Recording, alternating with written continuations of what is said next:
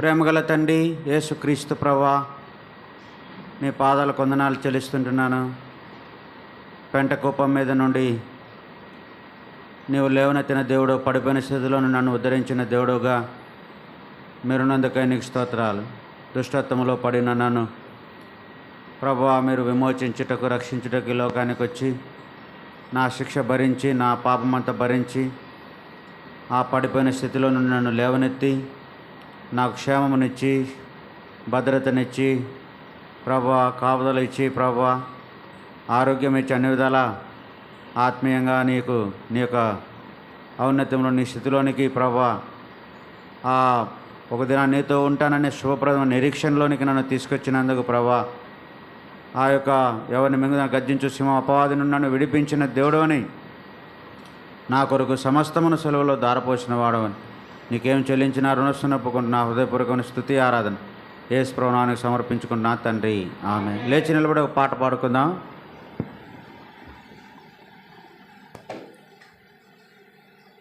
పెద్ద పాటల పుస్తకంలో పాట సంఖ్య 243. కొన్ని పుస్తకాల్లో 241. మొదటి చరణము, 3వ చరణము, 5వ చరణం పాడుకుందాం. మొదటి చరణము, 3వ చరణము, 5వ చరణము పాడుకుందాం. 243. కొన్ని పుస్తకాల్లో 241. ఆనందముగా యెహోవాని కృపలన్నీ.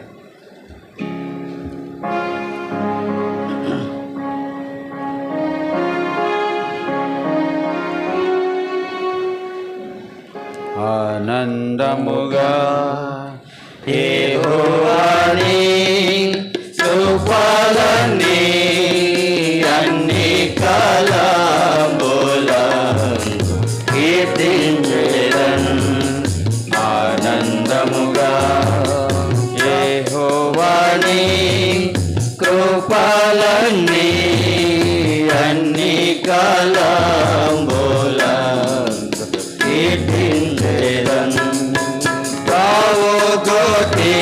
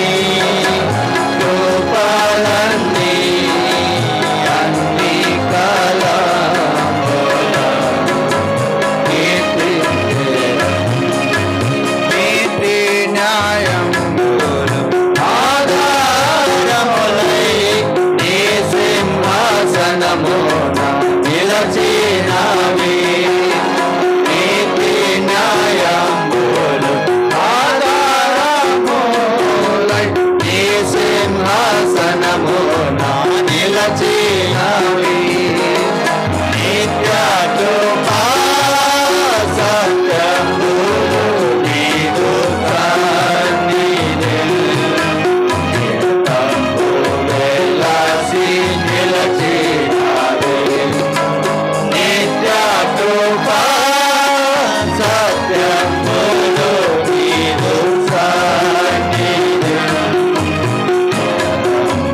వెలసి నిలచినవి ఆనందముగా యెహోవాని కృపలన్నీ అన్ని కాలమున కీర్తించెదను.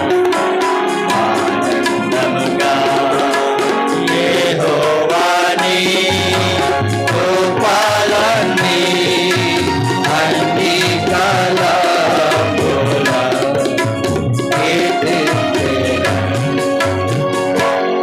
లేదు కూర్చోండి.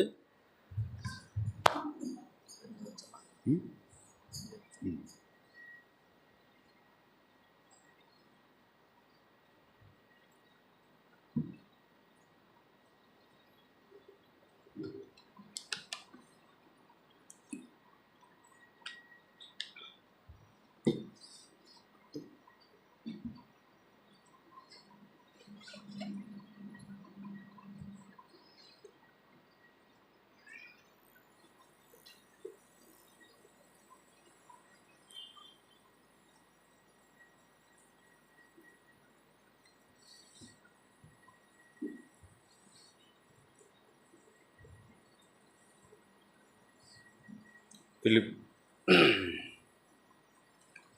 మన మధ్య ఉంచబడిన దేవుని శరీర రక్తములకు సాదృశ్యముగా ప్రభు బల్ల ఉంచబడింది.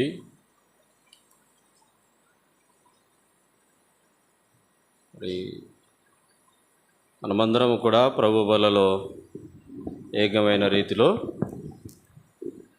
చేయవేయుట ద్వారా మన ఆత్మకు క్షేమం. వాక్యపు వెలుగులో మన జీవితాలను పరీక్షించుకొని యోగ్యమైన రీతిలో ప్రభు బలలో చేయవేయుదముగాక. 1 కొరింథీ 11వ అధ్యాయము 28వ వచనం అందరం కలిసి చదువుకుందాం. 11వ అధ్యాయము 28వ వచనం కలిసి చదువుకుందాం. కాబట్టి ప్రతి మనుష్యుడు తను తాను పరీక్షించుకునవలెను, అలాగు చేసి ఆ రొట్టెను తిని ఆ పాత్రలోనిది త్రాగవలెను. ఫిలిప్పీలకు రాసిన పత్రిక 3వ అధ్యాయము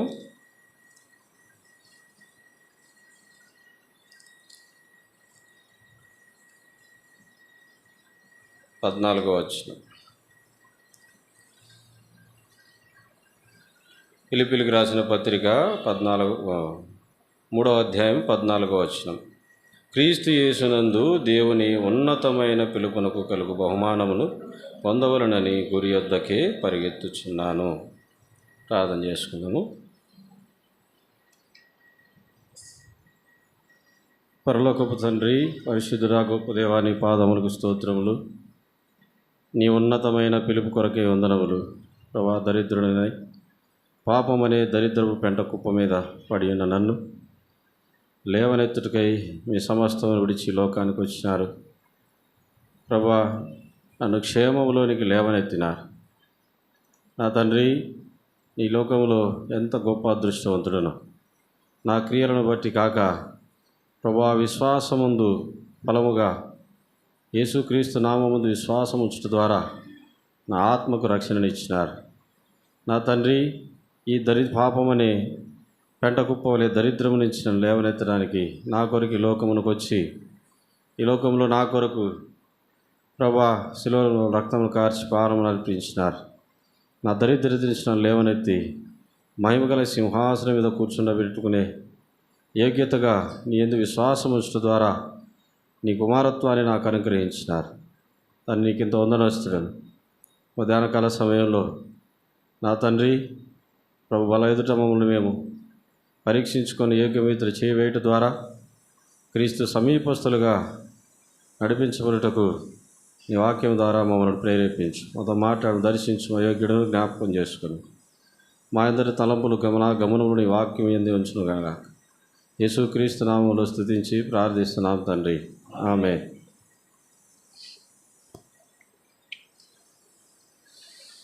అపోస్తులైనటువంటి పౌలు ఒక క్రీడా సంబంధమైనటువంటి ఒక ఉపమానముగా ఈ మాటను బోధిస్తూ ఉన్నాడు. ఎందుకంటే ఆ దినాల్లో మరి గ్రీకు రోమా సామ్రాజ్యములలో ఎక్కువ ఆటల పోటీలు జరిగేవి.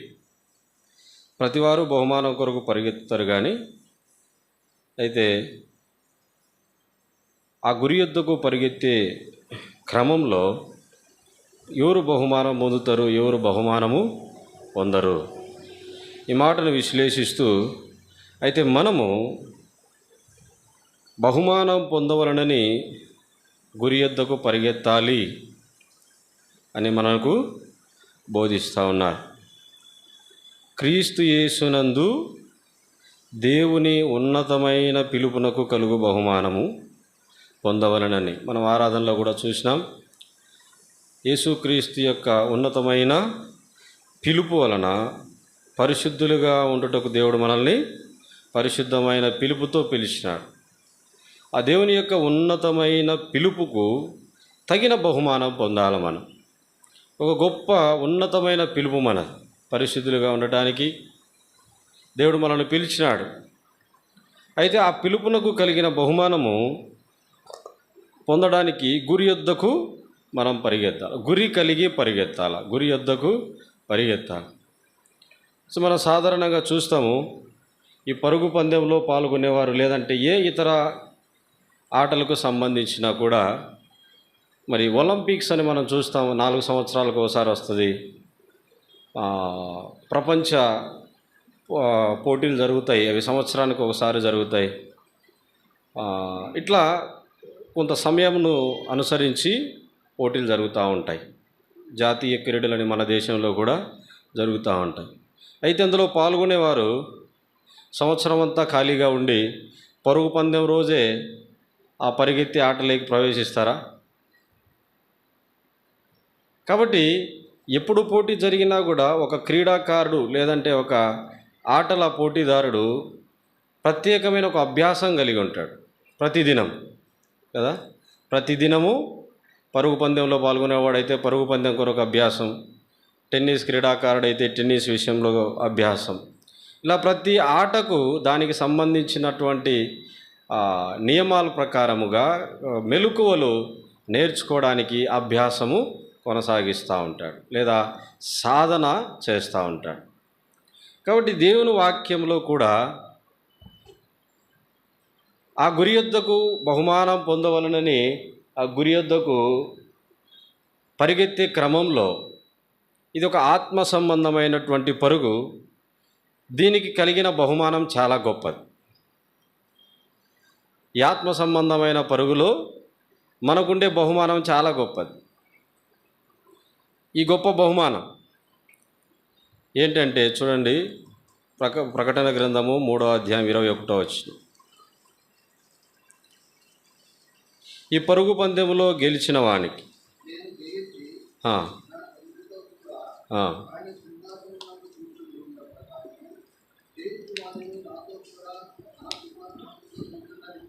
జయించు వానిని నాతో కూడా సింహాసనమునందు కూర్చుండబెట్టేదని.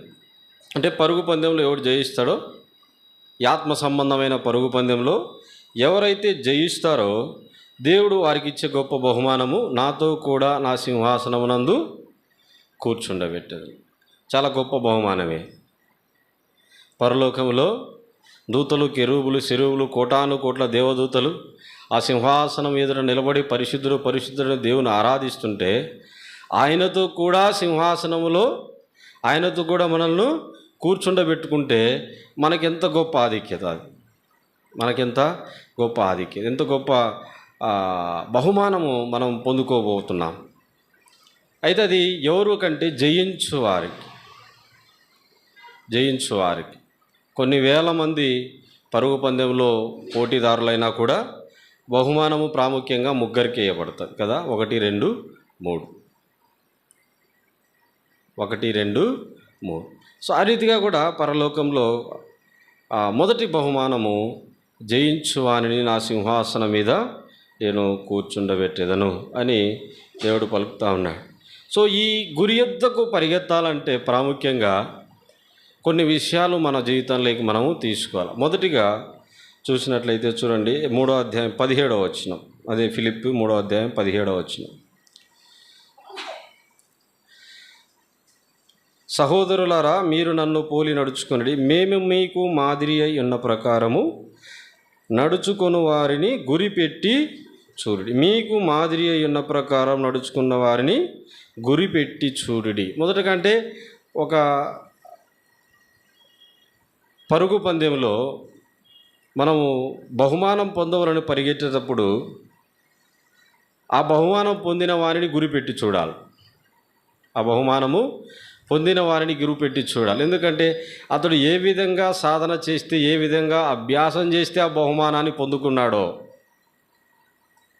సో అటువంటి వారిని మనం గురిపెట్టుకొని వారు పొందినటువంటి అభ్యాసం, వారు చేసిన సాధన మన జీవితంలో మనం కూడా చేయవలసి ఉంటుంది. కాబట్టి మనకంటే ముందు పరిగెత్తి బహుమానం పొందిన వారిని మనము గురిపెట్టి చూడాలా. అటువంటి విశ్వాస వీరుల జాబితా మనకు ఎబ్రిల్కి రాసిన పత్రిక 11వ అధ్యాయంలో మనకు లభిస్తుంది. చదవాల్సిన పని లేదు, కానీ అధ్యాయం అంతా కూడా గొప్ప సాక్షి సమూహాన్ని మన ఎదుర్కొన్నాడు. గొప్ప సాక్షి సమూహం. ఆ సమూహంలో నోవాహు మొదలుకొని ఎంతోమంది విశ్వాస వీరులు సాక్షి సమూహముగా ఉంటారు.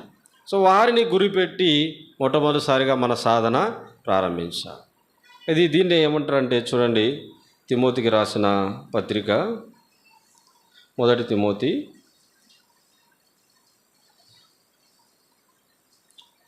4వ అధ్యాయము 7వ వచనం చివరి లైన్. దేవభక్తి విషయంలో నీకు నీవే సాధకము చేసుకొనుము. అంటే ఈ పరుగు పందెంలో మనం బహుమానం పొందాలని పరిగెత్తాలంటే మనకు మనమే సాధకం, అభ్యాసం, ఎక్సర్సైజ్ చేసుకోవాలి.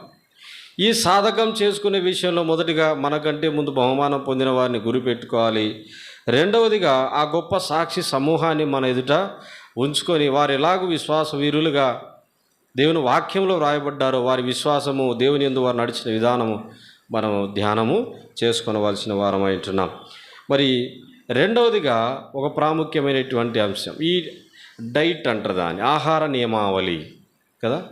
ఎక్సర్సైజ్ చేసేటప్పుడు ఏది పడితే అది తింటే మనం అభ్యాసంలో విజయం సాధించలేం.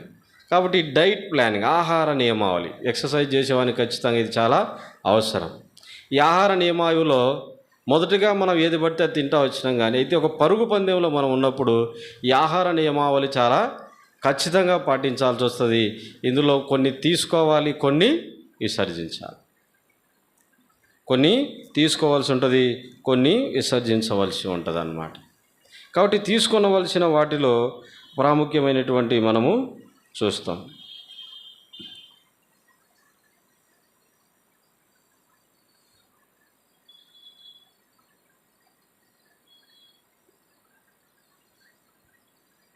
రెండవ పేతురు 1వ అధ్యాయము త్వరగా చదువుదాం. 2వ పేతురు 1వ అధ్యాయము 5, 6, 7 వచనాలు.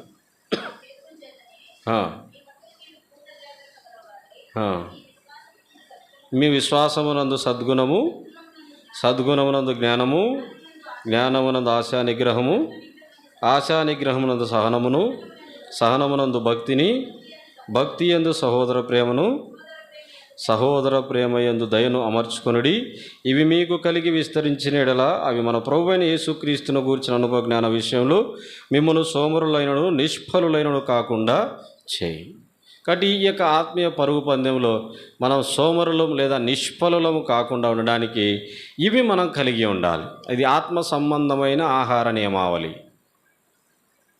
శరీర సంబంధమైన ఆహార నియమావళిలో పరుగు పందెంలో పాల్గొనే ఒకరు ఏం చేస్తారంటే ఫ్యాటీ అనగా కొవ్వు పదార్థాలు తీసుకోకూడదు, కార్బోహైడ్రేట్ వస్తువులు తీసుకోకూడదు. అంటే ఇలా కూల్ డ్రింక్స్ లేదంటే అన్నము, గోధుమ రొట్టె, ఇవన్నీ కార్బోహైడ్రేట్స్ అన్నమాట.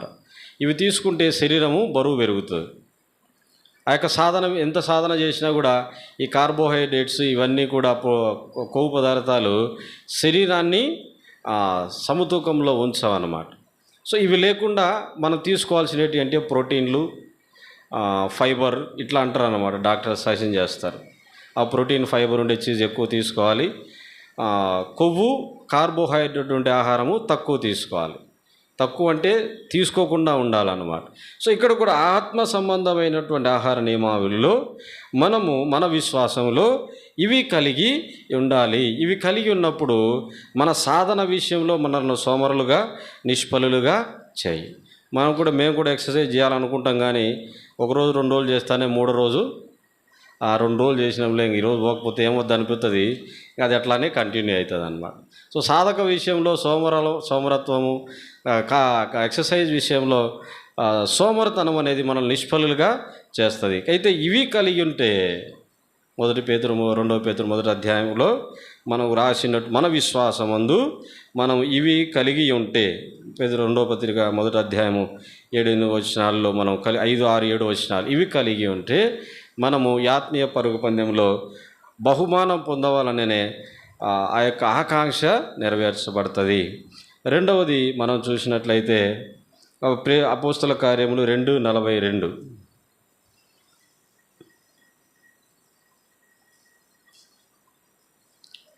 మనకందరికీ తెలిసిన వాక్యమే.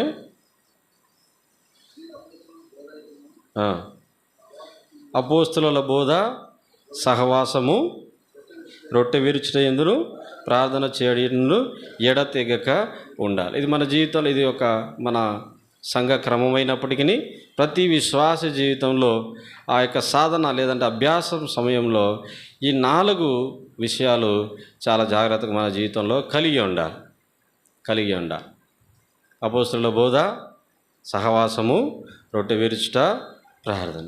ఈ 4 అంశాల్లో ఏ ఒక్క అంశం కొదువైనా మన ఆత్మీయ పరుగు పందెంలో మనం చేసే సాధన విషయంలో మనం నిష్ఫలము అయిపోతాం. కాబట్టి ఇది రెండవగా మనం చూస్తాం. మూడవది మనం చూసినట్లయితే 1 పేతురు 1వ అధ్యాయము 13వ వచనం.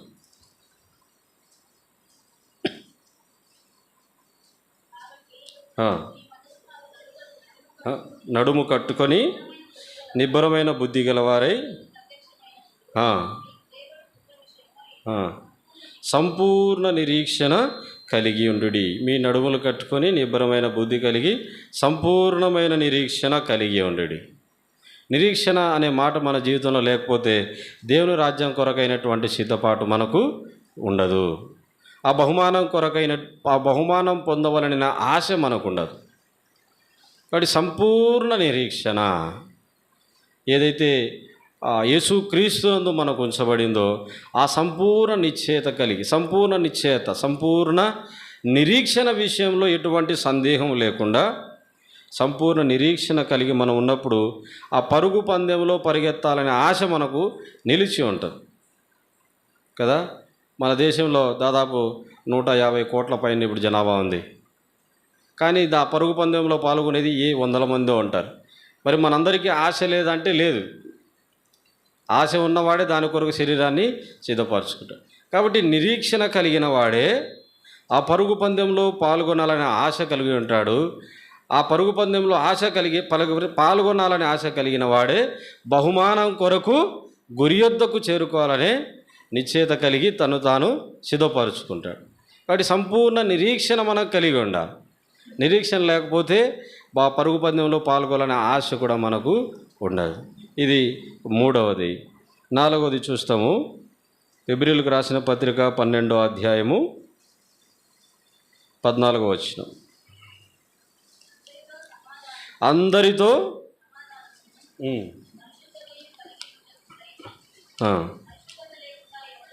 ఎవడును ప్రభువును చూడడు. కాబట్టి ఆ బహుమానము పొందాలననే పరిగెత్తి ఆత్మ సంబంధమైన యుద్ధ పోరాటంలో ప్రతి వ్యక్తి ప్రతి వారితో కూడా సమాధానము కలిగి ఉండాలి. అందుకే రన్నింగ్ రేస్లో ఆ ట్రాక్ పెట్టినప్పుడు ఒక్కొక్కరికి ఒక్కొక్క లైన్ ఉంటుంది. వాడు ఆ లైన్లోనే పరిగెత్తాలి. లైన్ దాటి వేరే వాడిని పడగొట్టాలని కాలడ్డం పెట్టడం, చెయ్యడ్డం పెట్టడం చేస్తే ఏమవుతుంది? వాడు వానికి పడగొట్టి ముందుకెళ్ళి పరిగెత్తినా వాడు ఆ బహుమానాన్ని పొందుకోలేదు. ఎందుకంటే ఆ క్రీడా నియమావళి ప్రకారం వాడు ఫౌల్ అవుతాడు. అంటే వాడు తొలగించబడతాడు ఆ యొక్క పరుగు పందెం నుంచి. ఎదుటి వాని పడగొత్తి పరిగెత్తినా కూడా ఆ బహుమానము పొందుకోలేడు, డిఫాల్ట్ చేసేస్తారు. అందుకే ఈ పరుగు పందెంలో ఏం చేయాలా? నీ విశ్వాసము భక్తి నియమాల ప్రకారము నీకు నియమించిన ఆ విశ్వాసము ఆ లైన్లోనే నువ్వు పరిగెత్తాలి. ఈ పరిగెత్తే క్రమంలో ఎదుటివారిని పడదోయాలనో లేదంటే ఎదురువాడు నాకంటే ముందు పరిగెత్తాడనే ద్వేషము, అసూయ ఇవన్నీ మనకు ఉండకూడదు.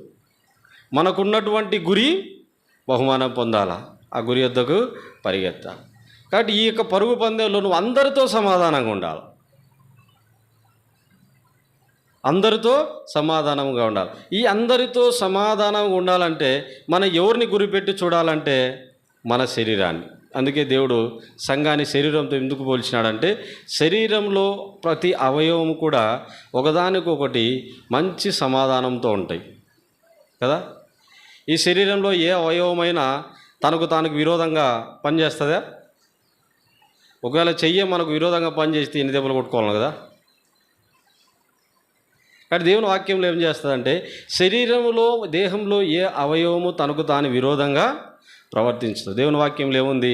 తనకు తానికి విరోధమైన ఇల్లు నిలవబడదు, అది పడగొట్టబడుతుంది. తనకు తానికి విరోధమైన రాజ్యము అది ఎన్నటికీ నిలబడదు. కాబట్టి సంఘంలో కూడా ఈ ఆత్మీయ పరుగు పందెంలో ప్రతివారు ఒకదానితో ఒకటి లేదంటే ప్రతివారు ఒకరినొకరితో సమాధానమును కలిగి ఉండాలి. అందుకే ఎఫెసీయులకు రాసిన పత్రిక 4వ అధ్యాయంలో 1వ వచనంలో ఏం చూస్తామంటే సమాధానమును బంధము చేత ఆత్మ కలిగించు ఐక్యతను కాపాడుకొనుట యందు శ్రద్ధ కలిగి ఉండి. వాక్యం బాగా తెలుసు కానీ మన జీవితంలో అది నెరవేర్చుకోలేము. కాబట్టి పరుగు పందెంలో నువ్వు సమాధాన స్థితిని కొనసాగించలేకపోతే దేవుడు ఆ రేస్ నుంచి నిన్ను తప్పించేది. నువ్వు పనికిరావాలి, ఈ పరుగు పందెంలో నువ్వు పనికిరావు అంటాడు. కాబట్టి ఈ యొక్క ఆహార నియమావళిలో ఆత్మ సంబంధమైన ఆహార నియమావళిలో మనము సమాధానమును కలిగి ఉండి పరిశుద్ధతను కలిగి ఉండాలి. ఎందుకంటే పరిశుద్ధత లేకుండా ఎవడు ప్రభువుని చూడు. ఇది 3వ మాట. 4వ మాట. మొదటిది ఏంది? మనకంటే ముందు పరిగెత్తి బహుమానం పొందిన వారిని మన గురిలో పెట్టుకోవాలి. రెండవది ఏంది? సాధన, అభ్యాసం చేసుకోవాలి.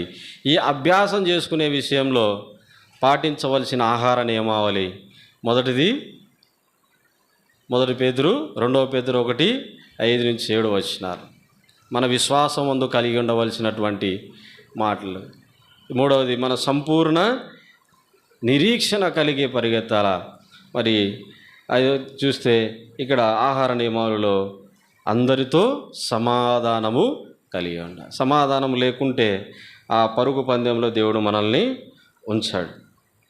కాబట్టి ఇటువంటి అభ్యాసం మనము విడవవలసి అంటే కలిగి ఉన్న వాటిలో ఇవి విసర్జించిన వాటిలో వేటిని విసర్జించాలంటే చూడండి, అదే 1 తిమోతి 4వ అధ్యాయము 7వ వచనం.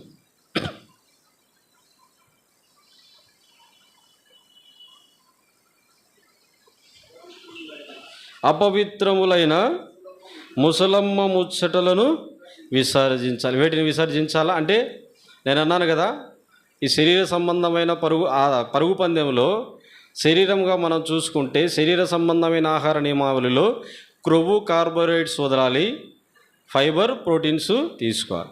ఇక్కడ కూడా ఆత్మ సంబంధంగా మనం వేటిని విసర్జించాలంటే ముసలమ్మ ముచ్చటలను విసర్జించాలి. ఎందుకంటే ఈ ముసలమ్మ ముచ్చటలు మనలను భక్తిహీనతలోకి నడిపిస్తాయి. వ్యర్థమైన మాటలు అని కూడా మనం ఒక చోట చూడగలం. కాబట్టి వ్యర్థమైన మాటలను మనము చెవికిచ్చుకోకూడదు. వ్యర్థమైన మాటలు అంటే మనం ఎలాగ సినిమాల గురించి మాట్లాడాము కదా, మనం మాట్లాడుకోం కదా.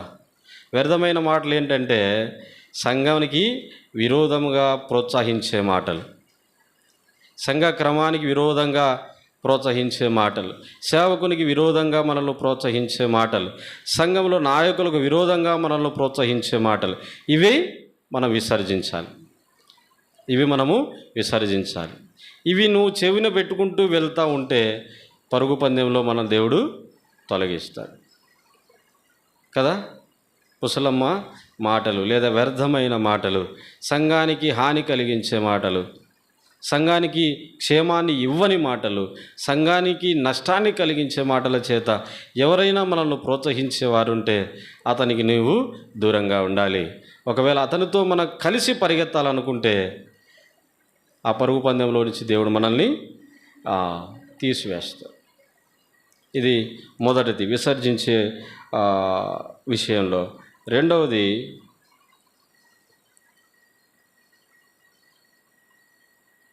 కొలసీలకు రాసిన పత్రిక 2వ అధ్యాయము 11వ వచనం.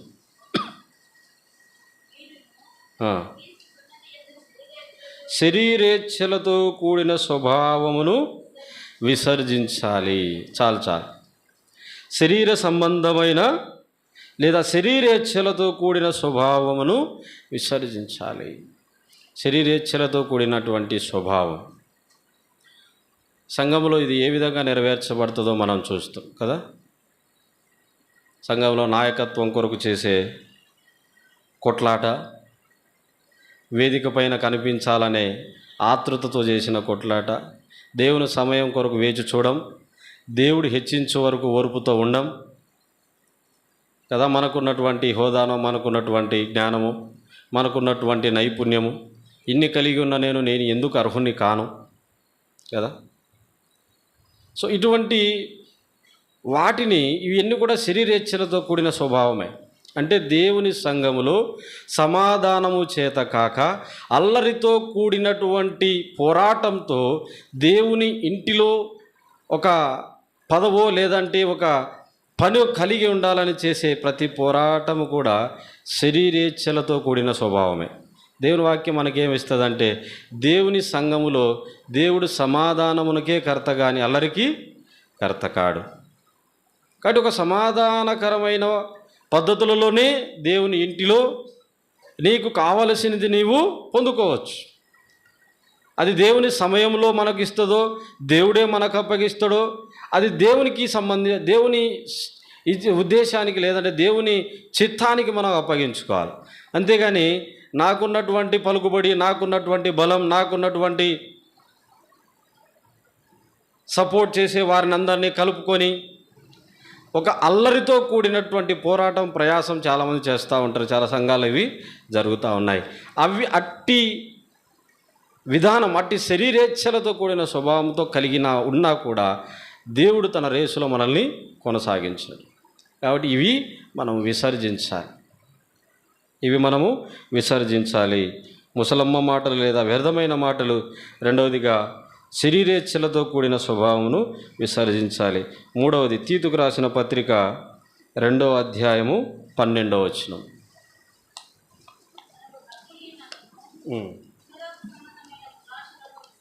భక్తిహీనతను, ఇహలోక సంబంధమైన దురాశలను విసర్జించి చాలు.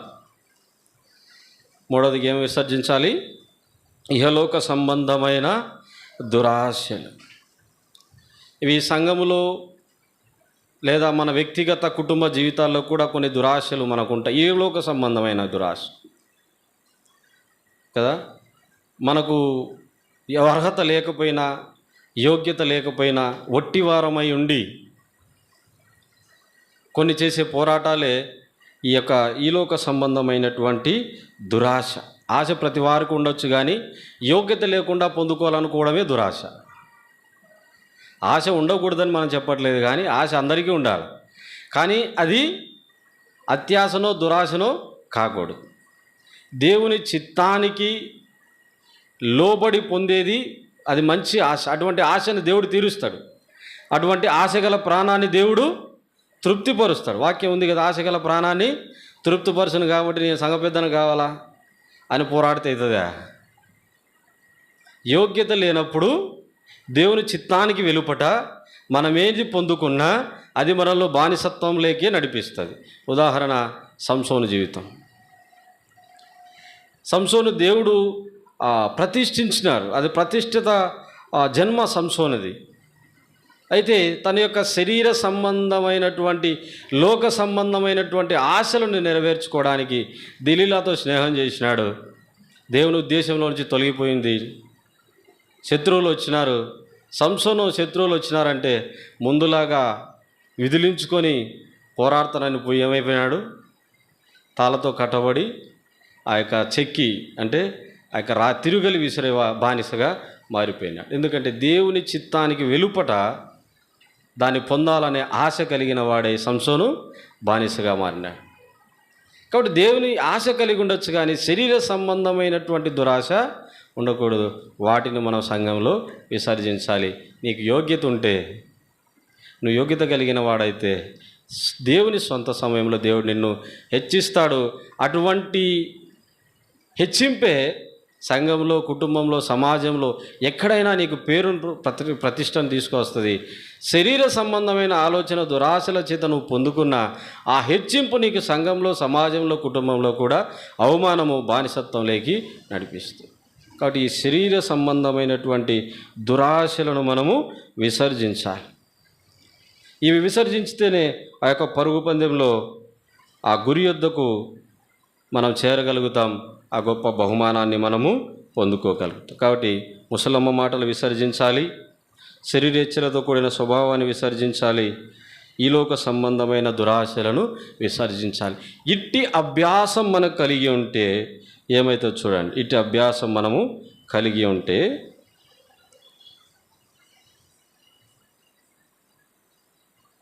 హెబ్రీయులకు రాసిన పత్రిక 5వ అధ్యాయము 14వ వచనం. హెబ్రీయులకు రాసిన పత్రిక 5వ అధ్యాయం 14వ వచనం. అభ్యాసము చేత మేలు కీడులను వివేచించుటకు సాధకము చేయబడిన జ్ఞానేంద్రియములు కలగవారు ఉన్నారు కనుక బలమైన ఆహారం వారికే తగు. ఇట్టివారు లేక పరిపూర్ణులు అని వ్రాయబడింది అక్కడ. ఈ అభ్యాసం ఏం చేస్తుందంటే మనల్ని పరిపూర్ణులుగా చేస్తుంది. ఆ పరిపూర్ణ స్థితి ఏంటంటే ఏమిటి? అక్కడ మేలు కీడులను వివేచించే జ్ఞానేంద్రియములు తయారవుతాయి శరీరంలో కదా. మేలు కీడులను వివేచించే జ్ఞానేంద్రియాలు. షుగర్ ఉన్న వాళ్ళకి తీపి తినొద్దని డాక్టర్ మొత్తుకుంటాడు, మనమేమో అదే తింటాం. అభ్యాసం లేకపోవడం ద్వారా. అదే అభ్యాసం కలిగి ఉన్నామనుకోండి, ఏమవుతుంది? మన జ్ఞానేంద్రియాలు ఏమవుతాయి? కీడు మేలులను వివేచించే సాధనములుగా చేయబడతాయి. అరే ఈ కొవ్వు పదార్థం తింటే ఇది నా శరీరానికి పనికిరా, ఇది అభ్యాసం ద్వారానే వచ్చదు, కానీ ఒక్కసారిగా మనం దాన్ని చేయం. కాబట్టి ఈ అభ్యాసం కలిగి ఉంటే, ఏ అభ్యాసము? విడవవలసిన వాటిని విడిచి కలిగిన వాటిని కలిగి ఏ అభ్యాసం కొనసాగిస్తే మన శరీరంలో ఉన్న ప్రతి అవయవము జ్ఞానేంద్రియంగా తయారవుతుంది. ఆ పరుగు పందెంలో బహుమానం పొందడానికి మనల్ని ప్రోత్సహించి ఉత్సాహపరిచి గురి ఎత్తుకు మనము పరిగెత్తాం. ఇందులో చివరిది అంటే ఈ యొక్క డైట్ ప్లాన్ అనగా ఈ ఆహార నియమావళిని కొనసాగించాలంటే ఏముండాలా? భయం ఉండాలా కదా. ఈ ఆహార నియమాలు సరే, దీన్ని కొనసాగించాలంటే ఏం చేయాలి? శరీరం భయం ఉంటే డయాబెటిక్ లేదంటే చక్కెరవ్యాధి గలవాడు స్వీట్ తిన్నాడు. భయం లేకపోతే ఏమవుతుంది లేని తింటాము. కొన్ని సంవత్సరాలకి అన్నీ చెడిపోయి మంచాన్ని ఎక్కుతాం, మంచం మీద నుంచి గుంతలేకపోతాం. భయం లేని వాని స్థితి. సో కాబట్టి ఈ భయం అనేది మనము కలిగి ఉండాలి. చూడండి, అపోస్తల కార్యములు ఇది చివరి మాటగా మనము ధ్యానించుకుందాం. అపోస్తల కార్యాలు 9వ అధ్యాయము 31వ వచనం.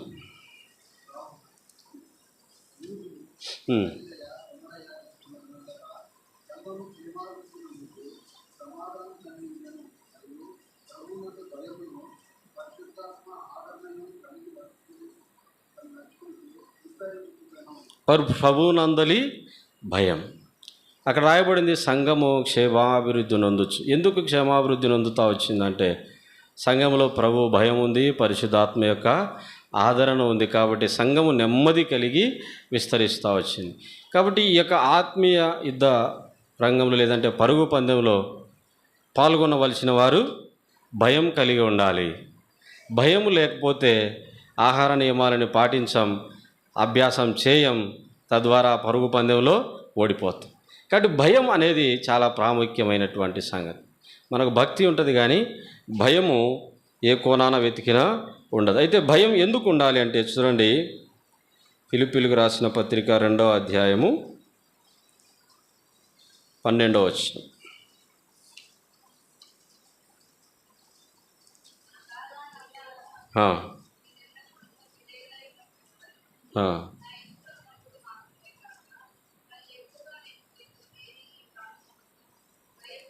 భయముతోనూ వణుకుతోనూ మీ సొంత రక్షణను కొనసాగించుడి. ఇప్పుడు 2005లో నేను రక్షించమన్నా కదా, 2005లో రక్షించమని నేను క్రీస్తు రాకడ వరకు లేదా నా జీవితకాల అంతం వరకు ఈ రక్షణ నేను కొనసాగించుకోవాలంటే ఏముండాలి? నాకు భయం అనేది ఉండాలి. భయం ఉండటం మంచిది. అది మన ఆత్మ రక్షణను మన జీవితకాలం అంతా కొనసాగించుకోవడానికి సహాయపడుతుంది. భయం లేని వ్యక్తి ఏ క్షణమైనా ఆ రక్షణను కొనసాగించడంలో తప్పిపోతాడు.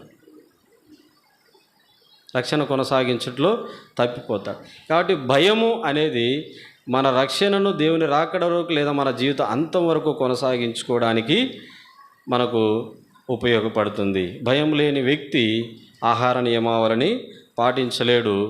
జీవితంలో సోమరితనం చేత నిష్ఫలులుగా మారిపోతాడు. ఇంకో మాట మనం చూస్తాం, 2వ కొరింథీ 7వ అధ్యాయము 1వ వచనం.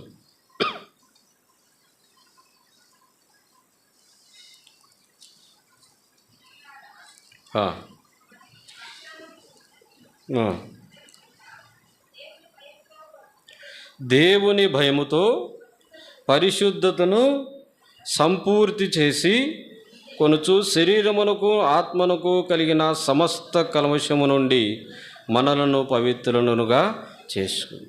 భయము రక్షణను కొనసాగించడంలో మనకు దోహదపడుతుంది. ఈ భయము కలిగి చూడండి, దేవుని భయముతో పరిశుద్ధతను సంపూర్తి చేసుకోవాలి. శరీరానికి ఆత్మకు కలిగినటువంటి సమస్త కల్మషము నుండి మనలను మనము పవిత్రులుగా చేసుకుందాం. ఎట్లా? దేవుని భయము చేతనే. దేవుని భయం చేతనే మన రక్షణను కొనసాగించుకోవాలి. దేవుని భయం చేతనే మన పరిశుద్ధతను సంపూర్ణం చేసుకోవాలి. ఆత్మకు శరీరానికి కలిగినటువంటి సమస్త కల్మషం నుండి పవిత్రులుగా చేసుకోవాలి. భయము లేని వ్యక్తి పరిశుద్ధతలో సంపూర్ణ సిద్ధి పొందలేడు. భయము లేని వ్యక్తి ఆత్మకు శరీరానికి కలిగిన కల్మషాన్ని పోగొట్టుకోలేడు. అట్టి వాని ద్వారానే సంఘానికి నష్టం, అట్టివారి ద్వారానే సంఘంలో విభేదాలు, అట్టివారి ద్వారానే సంఘంలో వర్గాలు. భయం లేని లెక్కలేనితనం. సంఘానికి విరోధంగా పనిచేయడానికి ఎంత ధైర్యం! సంఘ క్రమానికి విరోధంగా పనిచేయడానికి మనకు వచ్చిన ధైర్యం ఏంటి? దేవుడు ఆ ధైర్యాన్ని మనకి ఇవ్వలేదు. ఇంద్రియ నిగ్రహములు కలిగినటువంటి ధైర్యాన్ని దేవుడు మనకి ఇచ్చినాడు. అంతేగాని ఈ ధైర్యాన్ని మనకు దేవుడు ఇవ్వలేదు. ఈ ధైర్యాన్ని దేవుడు మనకు అభ్యాసం చేయించలేదు. కానీ చాలామందికి ఈ ధైర్యం ఉంది. ఏ ధైర్యం? సేవకుని విరోధంగా, సంఘాని క్రమానికి విరోధంగా, తాను లేపుకొట్టులో పురుకొల్పుట్టులో ఏమాత్రం భయం లేకుండా ఉన్నాం. అట్టి భయం లేనితనం పరిశుద్ధత విషయంలో నేను సంపూర్ణ సిద్ధి పొందనీయదు. పరిశుద్ధత లేకుండా దేవుడు ఎవడిని చూడనీయాడు. అటు భయం కలిగి ఉండాలి. భయం కలిగి ఉన్నప్పుడే ఆ యొక్క ఆహార నియమాలు పాటిస్తాం. ఆహార నియమాలు పాటిస్తేనే పరుగు పందెంలో మన శరీరాన్ని ఫిట్గా ఉంచుకుంటాం. శరీరాన్ని ఫిట్గా ఉంటేనే పరుగు పందెంలో పరిగెత్తడానికి ఏగులుగా ఉంటాం. అప్పుడే ఆ బహుమానాన్ని మనము పొందుకుంటాం. లేకపోతే ఏనాడో మనము సైడ్ చేయబడతాం, ఒక మూలన కూర్చోవాల్సి వస్తుంది. ఇటు స్థితి నుంచి దేవుడు మనల్ని కాపాడనుగాక. ఆ పరుగు పందెంలో భయం కలిగి, దైవభక్తి విషయంలో మనల్ని మనం సాధకం చేసుకుంటూ, కలిగి ఉన్న వాటిని కడిగి విసర్జించిన వాటిని విసర్జించి, మన శరీర ఆత్మకు కలిగిన కల్మషాన్ని కడుగుకొని పరిశుద్ధమైన రీతిలో మనం దేవుని కలుసుకుందాం. అట్టివాడే జయించగలుగుతాడు. ఆ జయించిన వానికే ఆ సింహాసనం, ఆ జయించిన వానికే ఆ సింహాసనం. కాబట్టి మనమందరం కూడా ఆ సింహాసనం మీద కూర్చుండబెట్టాలని దేవునికి ఆశ ఉంది. అయితే ఇందులో ఎవరు జయించుతారో, ఎవరు ఇట్టి జీవితం కలిగి ఉంటే వారే జయించేవారుగా ఉంటాడు. దేవుడు మనల్ని లాగు సిద్ధపరచునుగా.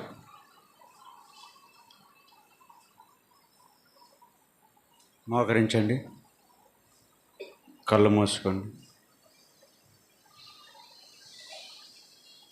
వాక్య వెలుగులో మనల్ని మనం పరీక్ష చేసుకుందాం.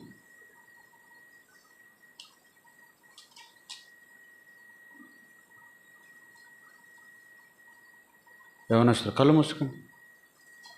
యవనస్తులు సండే స్కూల్ నుంచి వచ్చినాంచి నాకు వీళ్ళు పెద్ద శోధన అయిపోయినారు మందిరంలో. ఒకరు పెన్ను గిల్లుకుంటూ ఉంటారు, ఒకడు వాచి గిల్లుకుంటాడు, ఒకడు మొటాల గిల్లుకుంటూ ఉంటాడు, చెప్పేది వినరు. వీళ్ళని గమనిస్తూ ఉంటే నాకు చాలా బాధ అవుతుంది. డిసిప్లిన్ నేర్చుకోలే పిల్లలు. ఇంటి దగ్గర వాళ్ళకి నేర్పించండి. మందిరంలో ఎట్టుండాలా అనేది వాళ్ళకు నేర్పించాలా. ఆ పిల్లలు ప్రార్థనలో కళ్ళు మూసుకోరు, వాక్యం చెప్తా ఉంటే వాచులు తిప్పుకోవడము, లేకపోతే పెన్నులు తిప్పుకోవడము. దేవుని మందిరంలో మనం అటువంటి వాక్యం వినకపోతే పిల్లలు చెడిపోతారు. వాళ్ళ మనసంతా ఎక్కడో పెట్టుకుంటున్నారు. గమనిస్తూ ఉంటాం, మాకు అర్థమవుతూ ఉంటుంది. వింటున్నారా, చేస్తున్నారా లేదా. అట్లా తిరుగుబాటు చేసేదానికి మనకు పిల్లలు తయారైతే రేపు చాలా ప్రమాదం అవుతుంది. పిల్లలు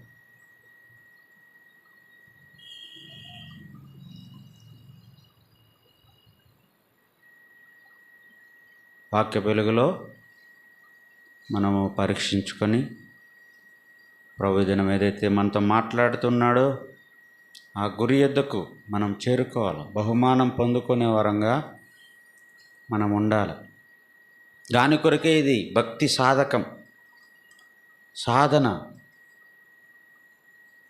యోగా అనే వాళ్ళు చేస్తూ ఉంటారు సాధన. యోగా సాధన చేసి, ఆ సాధన చేసి వాళ్ళు ఆరోగ్యాన్ని కాపాడుకుంటున్నారు.